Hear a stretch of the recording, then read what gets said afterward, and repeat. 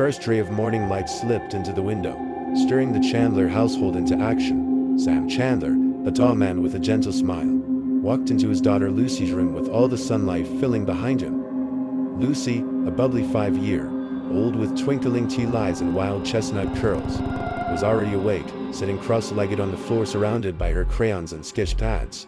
"Good morning, princess," Sam greeted, a hint of exhaustion underlying his cheerful tone, testament of his late night endeavors of getting the house in order for his wife, Anna, who was expecting their second child anytime soon. Lucy's rosy face lit up in a picture-perfect smile. "Good morning, Daddy," she replied, busily returning to her drawing, watching her tiny hands flying across the sheet, creating art with her crayons. It was therapeutic for Sam. He asked, "What are you creating today, darling?" "I am drawing us, our family," replied Lucy, pointing at the colorful figures of herself and her parents on the paper. "But who is this?" Sam questioned, pointing at a strange figure in the background with a stranger's figure colored darkly and with piercing red eyes. "Oh, these are my new friends," Lucy responded, nonchalant, completely absorbed in her artwork. The rest of the day unfolded with similar soothing ordinariness. At lunch, Lucy shared her plans of adorning her room with drawings of every member of the family and her new friends. The new friends part of it was initially assumed as her childlike imagination by her parents, and laughed it off over dinner, speaking fondly of their artist-in-residence, Lucy. Lucy sighed contentedly. "You'll see. It will be the best room ever," she declared passionately. We strangers later that night, laying in the bed together, and I turned to Sam, her brown eyes reflecting the moonlight. Why did Lucy draw such unusual figures? The red eyes, the dark colors. Did it seem off to you? Or am I overthinking? He looked at Anna, her faint worry lines etched on her forehead. "I don't know," he admitted. "Maybe it's just child's play." As weeks passed by, distinct incidents began to occur, always found in inexplicable places. Soft laughter and chatter of an unknown child echoing in the hallway, family photos being flipped. Each time confronted, Lucy would blame her new friends. Each time a new incident occurred, Sam and Anna found themselves going back to the day when their world changed, the day when their world changed, the day loosed her. As the echoes of children's laughter faded in the night, the Chandler family found themselves on the brink of a reality they'd ever imagined. The sketches on the wall weren't an innocent child's artistry anymore. They were turning into a chilling narrative that traced back to their first morning in the house, the morning Lucy introduced them to her new friends. As the hot midsummer weeks rolled into a pleasant fall, the Chandler family settled down into a rhythm in the old house. While everyday life was a harmony of simplicity, there was an underlying thread of uncertainty that spun itself around Lucy's drawings. And now, her friends in the sketches had grown in number, and a mysterious older-looking figure, an old woman, started making a regular appearance.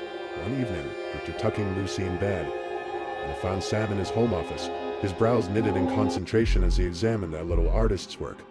"She did this today," Sam said, voice uncertain as he showed Anna Lucy's latest piece. The Sam old lady was prominently featured again. "Do we know the old lady fitting this description?" Anna shook her head, confusion crossing her face. "No, none of our friends' mothers or grandparents resemble this figure. Who could this be?" And his voice quavered. Her carefree demeanor replaced with worry, driven by curiosity and concern. She decided to seek more about their house's history. His countless trips to the library and discussions with the townsmen led him to uncovering a striking revelation. Their beautiful house was previously occupied by an old woman, who ended her days in the very room now occupied by Lucy. One cold evening, while preparing dinner, Anna brought this up, saying, "What if this woman Lucy is drawing is indeed the old woman who previously lived here?" Saran paused before he responded, "Anna, it's possible. Children often have extraordinary perception, or it could just be a wild coincidence.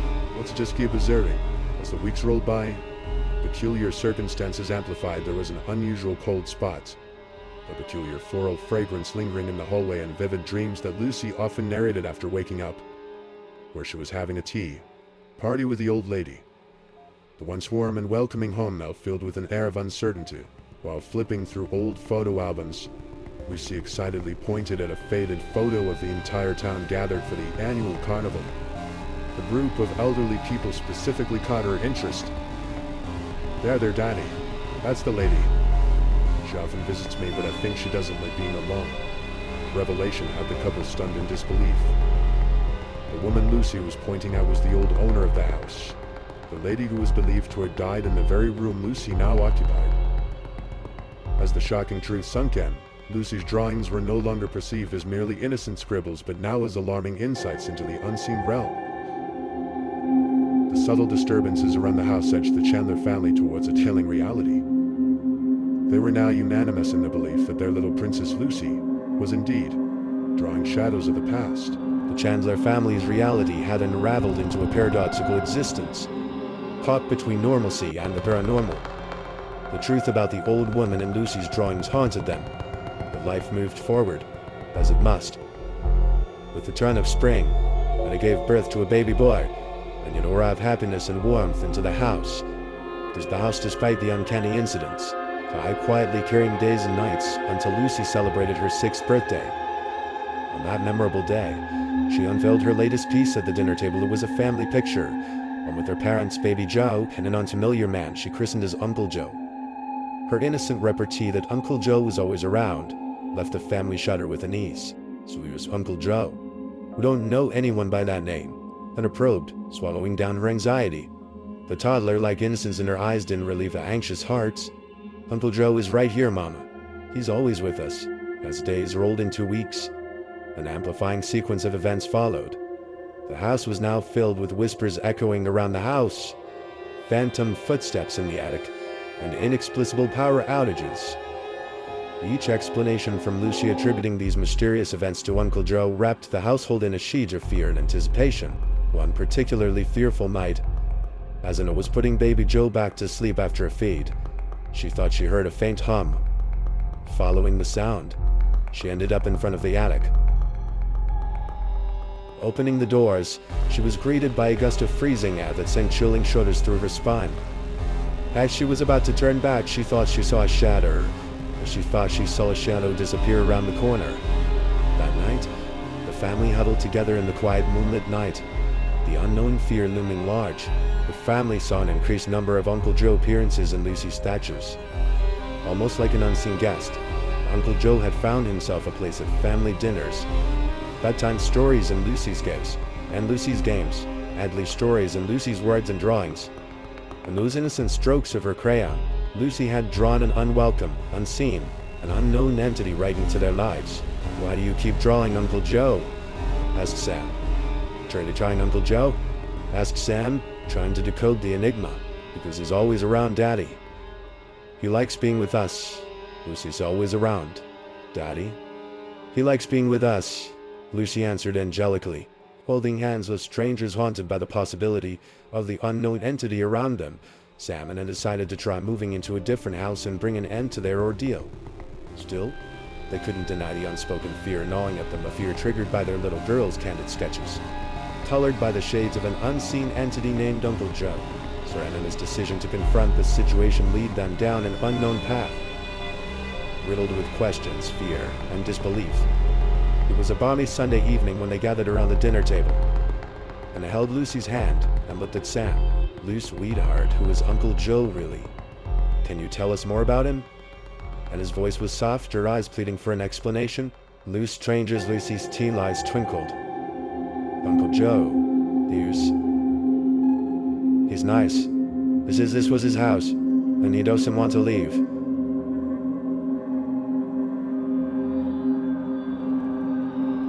"He just wants to stay here with us." The honesty in her voice hit like a ton of bricks. The family retreated into an uncomfortable silence. A child's innocent words had somehow triggered an uncanny fear, an unseen entity wrapping itself around their suburban life. The stranger's misplaced toys turned into items flying off the shelf. Cheerful laughter turned into terrified screams as strange apparitions began to appear, and harmless power outages escalated into unexplained fires. The situation was rapidly spinning out of control. When strangers one stormy night, when flickers of lightning sliced through the darkness of their home, Uncle Joe's menacing presence became almost palpable. The peculiarly intense cold spread across the house as sounds of dragging footsteps echoed through the empty corridors. Sana, clutching baby Joe close to her chest, turned to Sam. "This needs to stop, Sam. We can't let this continue. Not with our children in the house." Seeing the fear knot his wife's cheeks, Sam, the fear nodded. He knew what had to be done. The next day, they decided to bring in a local medium, known for her abilities to communicate with spirits. To gain some perspective, the medium, an elderly lady with kind yet piercing eyes, walked around the house trailing her hands against the walls. After an hour, she returned to them. "The spirit here. Cry Jiao. His ties to this place are strong. His ties to this place are strong. This was his sanctuary, and he doesn't wish to depart." The medium turned to Lucy, and he likes you to Lucy, and he wants to protect you. But his ways of protecting are causing everyone distress. He needs to understand that and move on. With a reassuring smile, she prepared for a seance, and to help Uncle Joe understand his state and transcend beyond. The session was tense, filled with suspense, unexpected noises, and heart-stopping revelations by the medium. Finally, things started to change slowly, unexplained incidents reduced. The house seemed to breathe a sigh of relief. The medium's intervention seemingly helped Uncle Joe crossover into the afterlife. Thus ending their ordeal, Lucy stopped drawing Uncle Joe, and the house reverted to being a safe haven for the Chandlers. Although they could never completely forget about the spirits that once shunned their home, they learned to embrace their unique experience with the unseen realm beneath their routine life. Their unspoken fear still lurked. The Chandler family came to understand one truth: while they could move past this fear, the echoes of their confrontation with the unknown would forever linger in their hearts. But they had faith in their love, faith enough to keep any impending darkness at bay.